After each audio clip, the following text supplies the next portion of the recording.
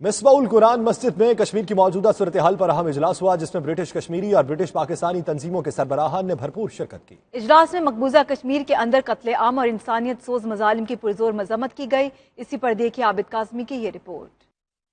مصباح القرآن کے سربراہ علامہ شیخ مصباح المالک لقمانوی کی سربراہی میں برٹش کشمیری اور برٹش پاکستانی تنظیموں کا اہم اجلاس ہوا، جس میں تمام تنظیموں کی نمائندگی موجود تھی۔ اس موقع پر شیخ مصباح المالک لقمانوی، مولانا سرفراز مدنی، مفتی فاروق الوی اور دیگر نے خطاب کرتے ہوئے اپنی اپنی تجاویز پیش کی۔ ان کا کہنا تھا کہ اس وقت کشمیر میں قتل عام ہو رہا ہے، جس کو روکنا انتہائی ضروری ہے، لہٰذا برمنگھم سٹی کونسل کے کونسلر کے ساتھ مل کر انڈین کونسلیٹ کے سامنے 30 اگست کو بھرپور مارچ کیا جائے گا۔ اس موقع پر شرکاء نے میڈیا سے گفتگو کرتے ہوئے کہا کہ آج کی میٹنگ کے دوران انہوں نے فیصلہ کیا ہے کہ وہ دیگر کمیونٹیز کے ساتھ مل کر مظلوم کشمیریوں کی آواز بنیں گے، جس میں برٹش پاکستانی اور برٹش کشمیریوں کی بڑی تعداد شرکت کرے گی۔ بنیادی طور پر اس کا یہی مقصد تھا کہ لوگوں کے اندر ایک اجاگر پیدا کی جائے اور ان کے اندر ایک اظہار پیدا کیا جائے، اور جتنے جمعات ہیں ان جمعات کے اندر آنے والے جمعے کے اندر لوگوں کے اندر اویئرنیس پیدا کی جائے کشمیر کے حوالہ سے، تاکہ کشمیر پہ ہونے والے جتنے ظلم ہیں ان کو لوگوں تک پہنچایا جائے۔ کشمیر کے مسلمانوں پر جو ظلم و ستم ہو رہا ہے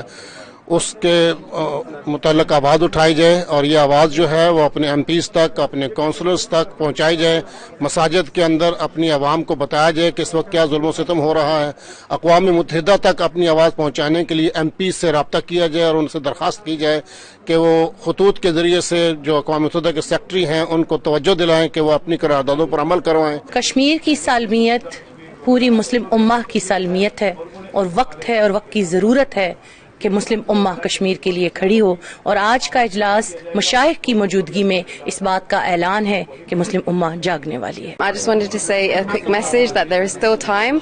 There's still time for the youth to come out and support this cause. Not only the sisters, but I wish all brothers and sisters all come out and support this cause, inshallah. Programme کے آخر میں مظلوم کشمیریوں کی مشکلات کم کرنے کے لیے دعا بھی مانگی گئی۔ ساتھی کیمرہ مین کے ساتھ عابد کاظمی، 92 نیوز، برمنگھم۔